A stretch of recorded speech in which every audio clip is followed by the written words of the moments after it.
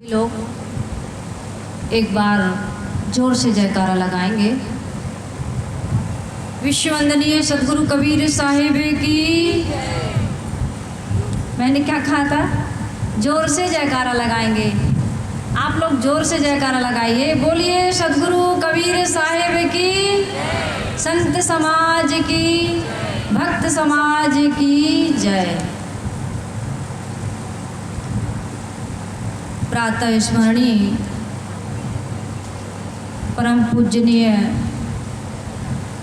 मेरे मन मंदिर के आराध्य गुरुदेव जी, मंचासीन परम श्रद्धेय श्री साहिब जी, दूर दूर से पधारे हुए सभी संत गुरुजनों के चरण कमलों में मेरी वंदना है, त्रिवार वंदगी है।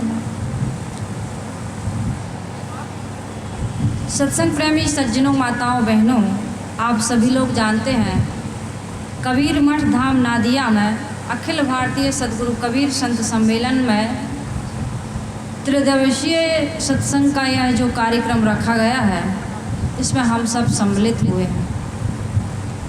आज प्रथम दिन की दूसरी सभा है। यहाँ 2024 में मैं इस नादिया मठ कहो, आश्रम कहो, इसकी चर्चा बहुत सुना करती थी, देखने के लिए आई। साहिब जी के दर्शन हुए, बंदगी हुई और यहाँ के जो धर्माधिकारी साहिब जी हैं, उन्होंने मुझसे कहा कि आने वाले समय में मैं चाहता हूँ कि यहाँ पर आपको आमंत्रित करूँ, बुलाऊँ और यदि ऐसा अवसर मिला तो आप ज़रूर पधारिएगा। ऐसा संयोग बना कि आप सबकी सेवा का मुझे अवसर मिला। मैं यहाँ पर आप सबकी सेवा में, आप सबके बीच आप सबको कुछ निवेदन करने जा रही हूँ। निवेदन सिर्फ इतना है, सदगुरु कबीर साहिब जी की एक बहुत मार्मिक साखी है और यह साखी हम सबके दिल को छूती है। सदगुरु कबीर साहिब जी की यह साखी हम सबको इसलिए छूती है और छूना चाहिए। सदगुरु कबीर साहिब को समाज की दशा को देख कर के बड़ा दुख हुआ, इसलिए साहिब अपने हृदय के उद्गार में यह साखी कहते हैं कि संसार में कहने वाले तो बहुत मिलते हैं, सुनने वाले भी मिल जाते हैं, लेकिन उन कहने सुनने वालों में मानने वाले, चलने वाले, उस अनुसार आचरण करने वाले बहुत कम मिलते हैं।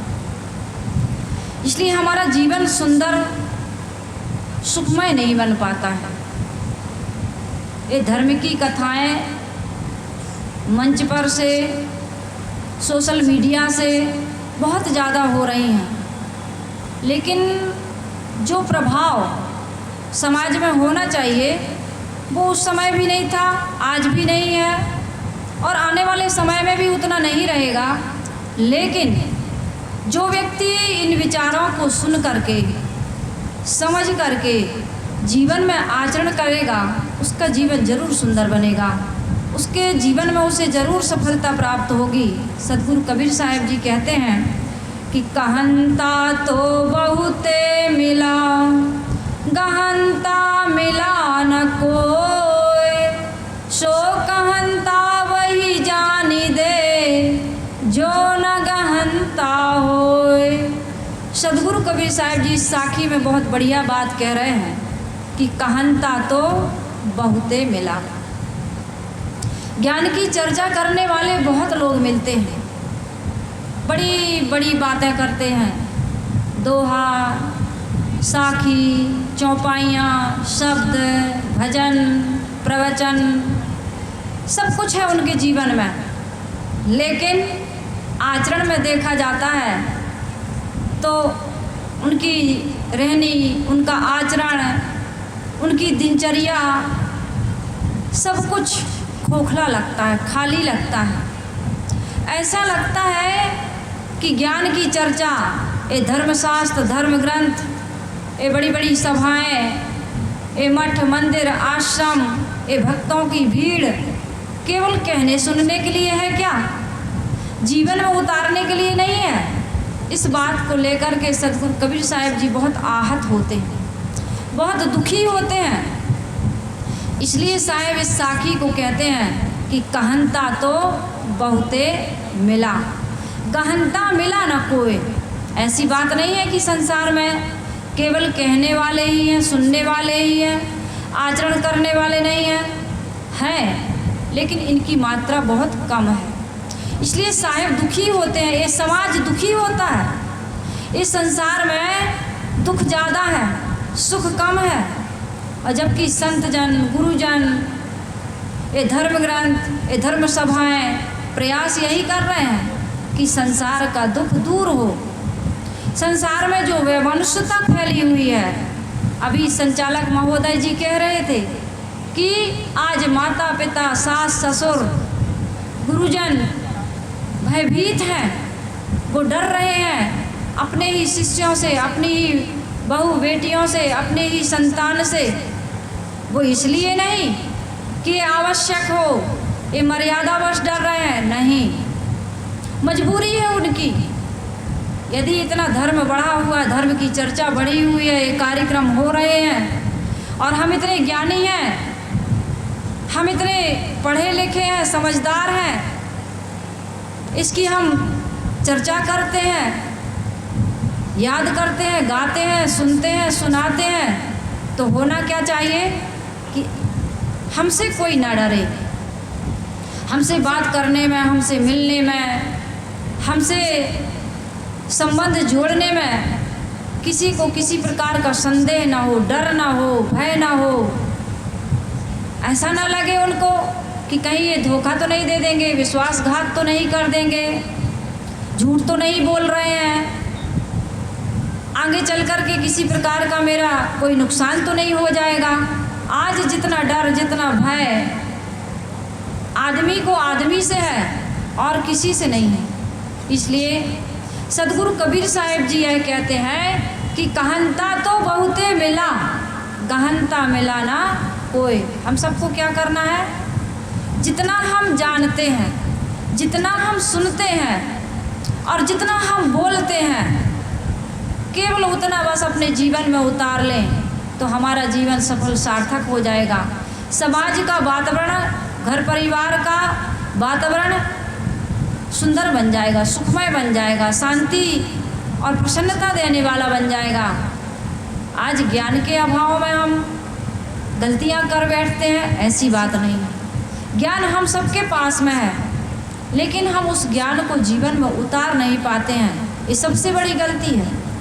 और इस गलती के कारण जीवन में सारी गलतियां हो रही हैं। तो मैंने निवेदन किया सतगुरु कबीर साहब जी की साखी पर कि कहनता तो बहुते मिले, मिला गहनता मिला ना कोई, सो कहनता वही जान दे जो ना गहनता हो। सतगुरु कबीर साहब जी कहते हैं ऐसे कथकड़ियों को, कथावाचकों को, गाने वालों को, सुनाने वालों को बह जाने दो, बह जाने दो, अर्थात उनको जो कुमार्ग में जा रहे हैं, जो विपथ में जा रहे हैं, उनको जाने दो।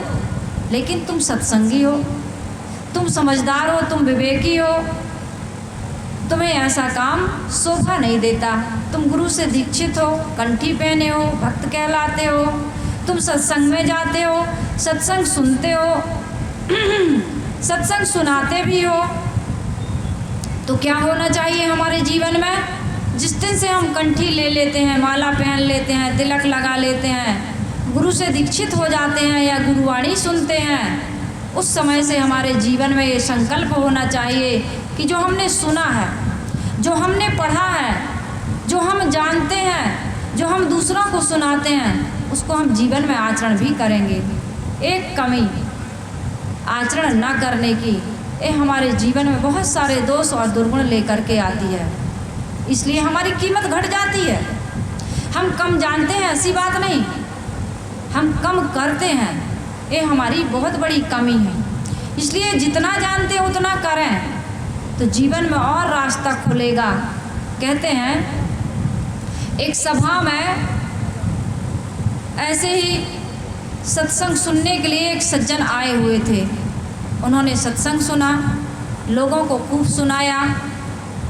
घर जाकर के बताने लगे कि भाई सत्संग में गए थे, सत्संग सुना और संत गुरुजनों ने बहुत सुंदर सुंदर प्रवचन और भजन सुनाए, आनंद आ गया, मेरे तो भाग जाग गए, मेरी तो किस्मत खुल गई, मेरा सौभाग्य जग गया कि मुझे सत्संग मिला, संतों के दर्शन मिले। खूब सुनाया, लेकिन जब दुकान में बैठा तो माल में मिलावट करने लगा,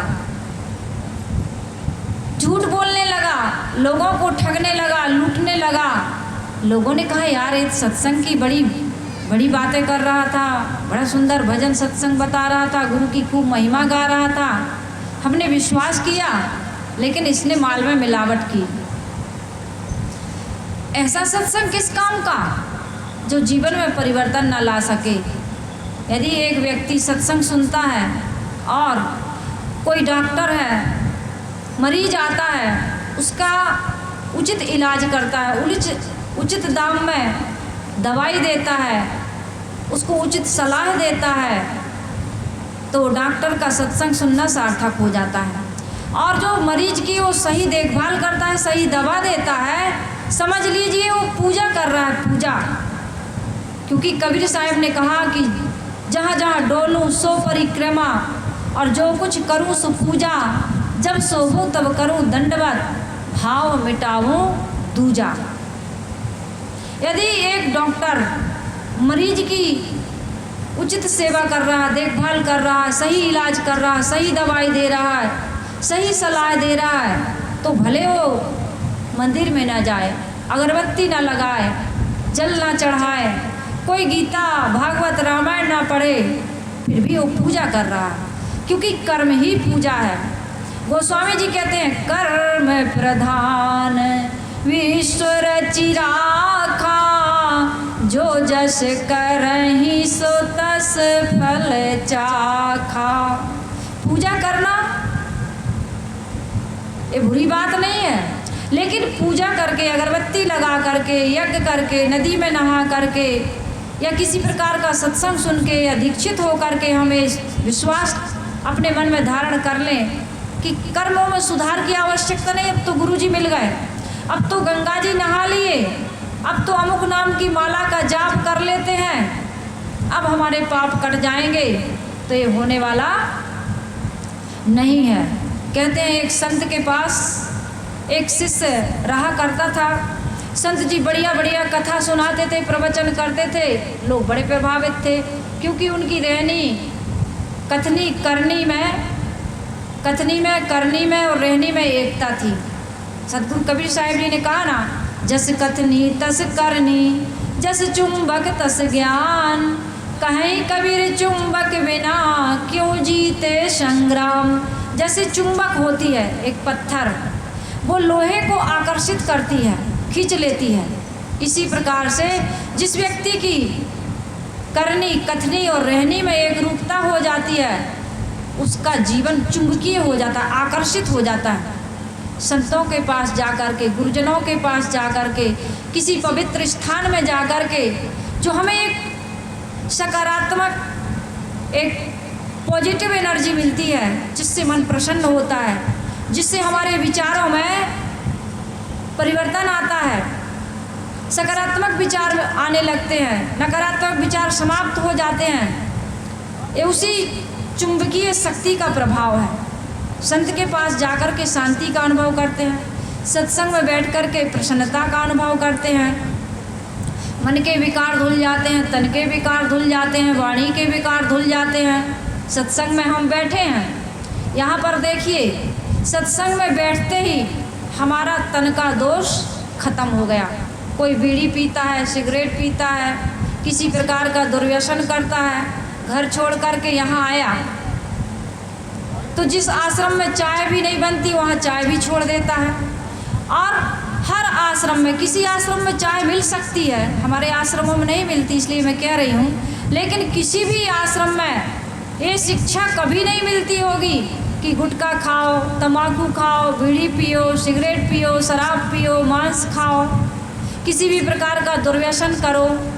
तो एक लाभ तो होता ही है कि सत्संग में आए हैं तो किसी प्रकार का दुर्व्यसन नहीं करेंगे। ये तत्काल लाभ हुआ कि नहीं हुआ? पहला लाभ, जब तक हम यहाँ साहिब जी के आश्रम में रहेंगे, जितने भी लोग यदि किसी प्रकार का दुर्व्यसन करते हैं तो उससे वो परहेज करेंगे।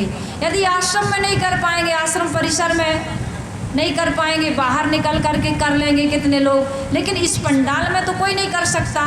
जब तक सत्संग में बैठे हैं तब तक हमें दुर्व्यसनों से मुक्ति मिल गई, दुराचरण से मुक्ति मिल गई, दुर्गुणों से मुक्ति मिल गई। वाणी से हम कटु नहीं बोल सकते, अश्लील नहीं बोल सकते, किसी की निंदा नहीं कर सकते, किसी की बुराई नहीं कर सकते, लड़ाई झगड़ा नहीं कर सकते, गाली नहीं दे सकते।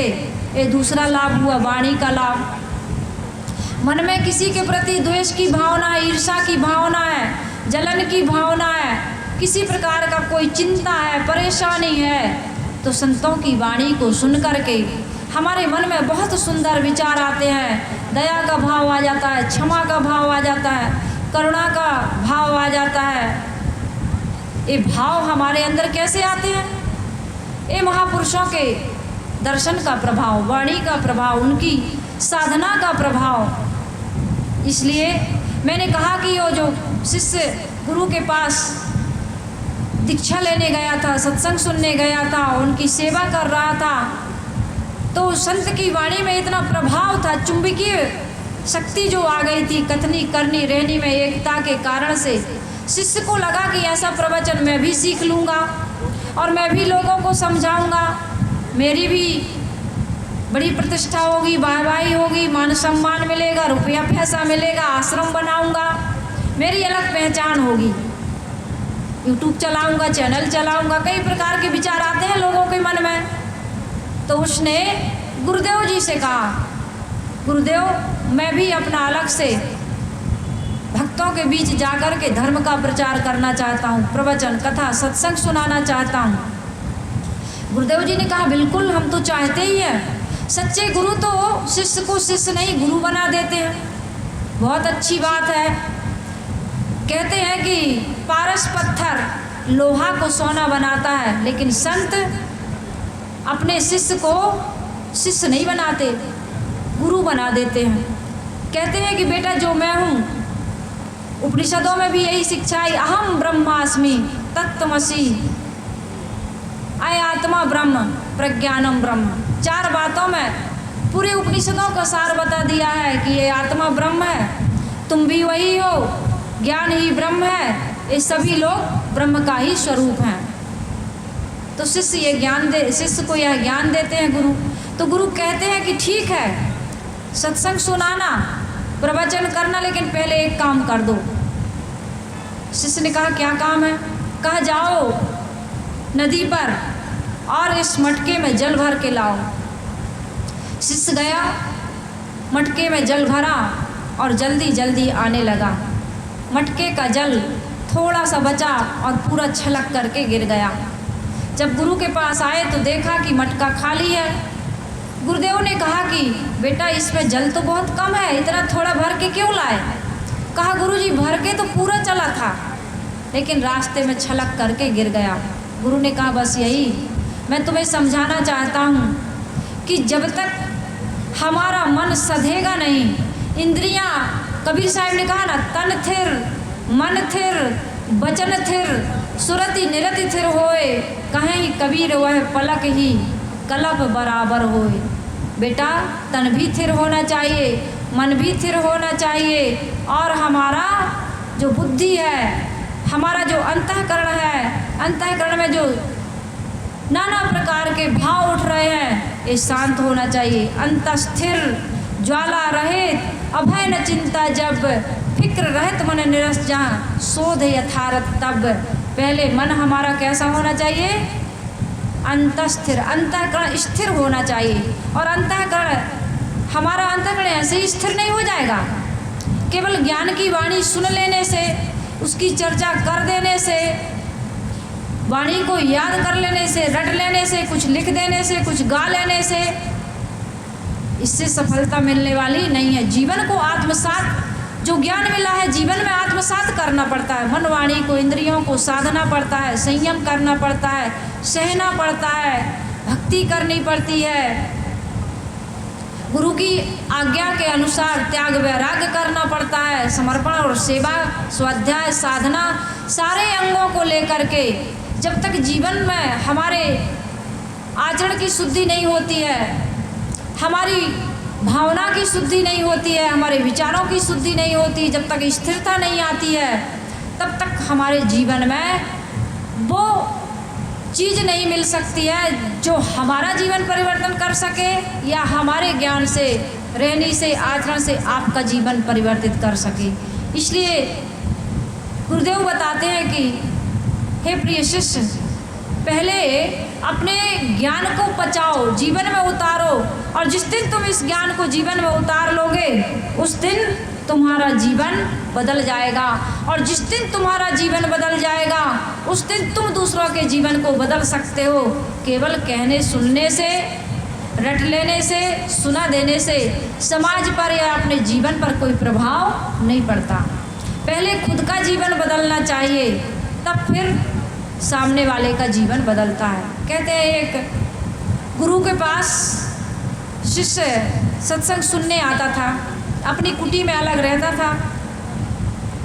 एक दिन गुरुदेव उसके पास गए, कहे बेटा अंधेरा हो गया है, दीपक जलाओ। शिष्य ने कहा गुरुदेव प्रकाश पर से मैंने 10 पुस्तकें पढ़ी हैं, पुस्तकों को ला दूं? गुरुदेव ने कहा पुस्तक पढ़ने से अंधेरा नहीं जाता है, दीपक जलाने से अंधेरा जाता है। इसी प्रकार से ज्ञान की चर्चा करने से जीवन में कोई लाभ नहीं होता है। जीवन में लाभ तो तब होता है जब चर्चा को आचरण में उतार लें। इसलिए सदगुरु कबीर साहब को बड़ा दुख हुआ। उन्होंने कहा कि कहनता तो बहुते मिला, कहने वालों की कमी नहीं है। थोड़ा सा सुन लेते हैं, थोड़ा सा पढ़ लेते हैं, थोड़ा सा याद कर लेते हैं, डिग्री हासिल कर लेते हैं, बाहर से हम बड़ी बड़ी डिग्रियों से, उपाधियों से विभूषित भी हो जाते हैं, ये अलग बात है।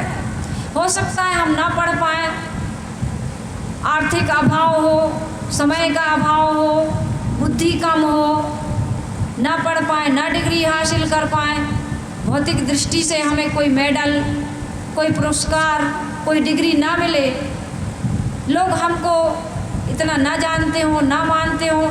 लेकिन आचरण करने में जब हम क्रोध कर सकते हैं, बिना पढ़े लिखे, बिना किसी विद्यालय में शिक्षा प्राप्त किए हुए, क्रोध की कोई विद्यालय है क्या? कोई कोचिंग है क्या?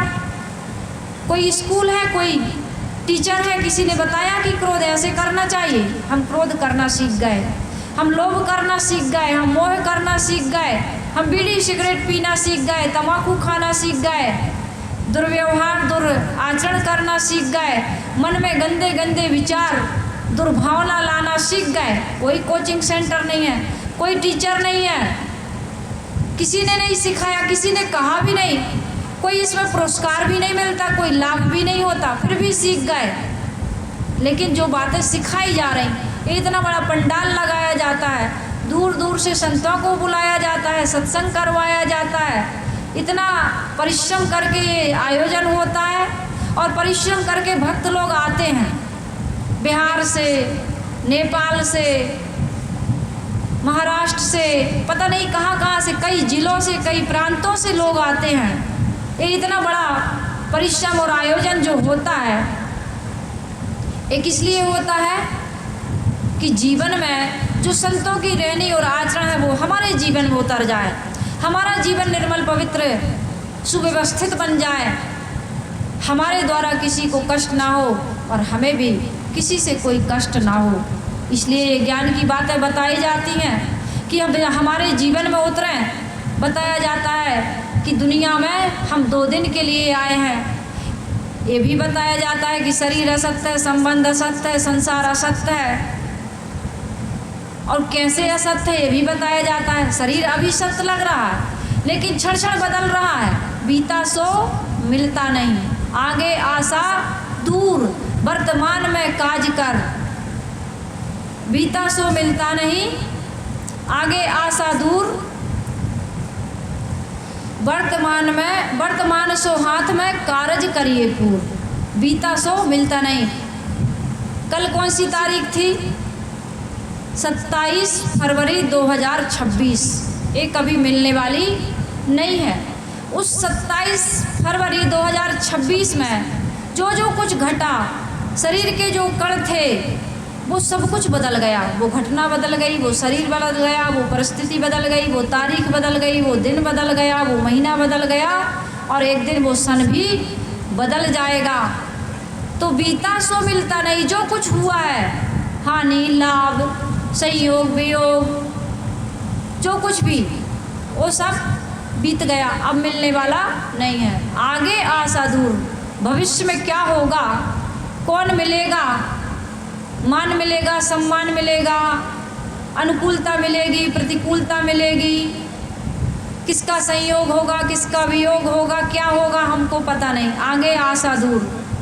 लेकिन वर्तमान सो हाथ में, आज वर्तमान का समय हमारे हाथ में है, इसलिए हमें पूरा काम कर लेना चाहिए। पूरा काम क्या है? पूर्ण संतुष्ट, पूर्ण निर्मल, पूर्ण पवित्र जीवन जीने के लिए आज हम स्वश हैं, स्वतंत्र हैं। इसके लिए संत गुरुजन आयोजन करते हैं, सत्संग कराते हैं। संतों के दर्शन करने का आप लोग तो इतने दूर दूर जा नहीं सकते।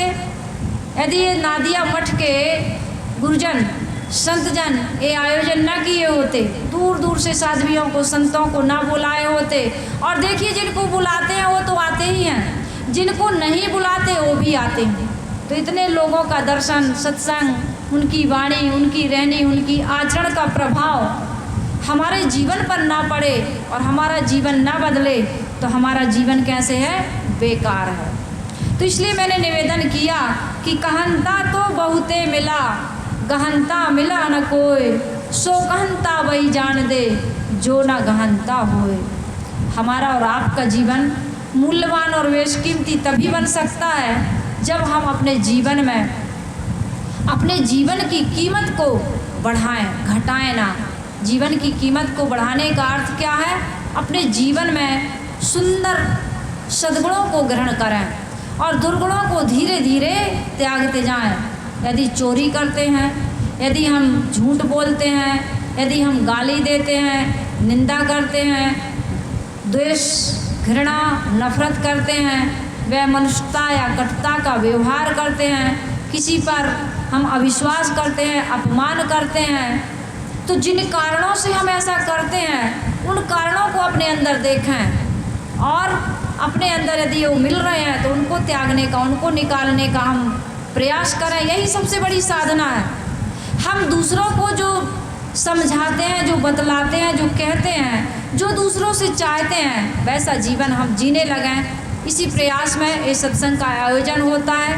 ये इतने दूर से संत गुरुजन को बुलाया जाता है, आप लोग भी आते हैं। तो मेरा निवेदन है कि जो कहा जा रहा है और जो हम सुन रहे हैं उसका जीवन में हम आचरण करें, तभी हमारा जीवन सुंदर बन सकता है, सुखमय बन सकता है। और ये सत्संग करना और कराना, सुनना और सुनाना दोनों सार्थक हो सकता है। तो हमारे जीवन में भी ऐसा सद्गुण सदाचरण आना चाहिए ताकि भक्तों पर ऐसा प्रभाव पड़े और भक्तों के भी जीवन में ऐसा आना चाहिए ताकि और जो लोग सत्संग से नहीं जुड़े हैं उनके जीवन में भी प्रभाव पड़े कि नहीं भाई, इतने लोग सत्संग में आते हैं, इनका जीवन देखो कितना सुंदर है। ऐसा ना हो कि यहाँ आए हैं यहीं से जूता चप्पल चुरा के ले जाएं, कमरे के बाहर किसी का सामान पड़ा उसको उठा कर ले जाएं। तो मेरा निवेदन है, सत्संग की सार्थकता तभी है जब हम अपने जीवन में परिवर्तन करें, अपने घर वालों को, परिवार वालों को, समाज वालों को हमारे द्वारा किसी प्रकार की कोई शिकायत ना हो।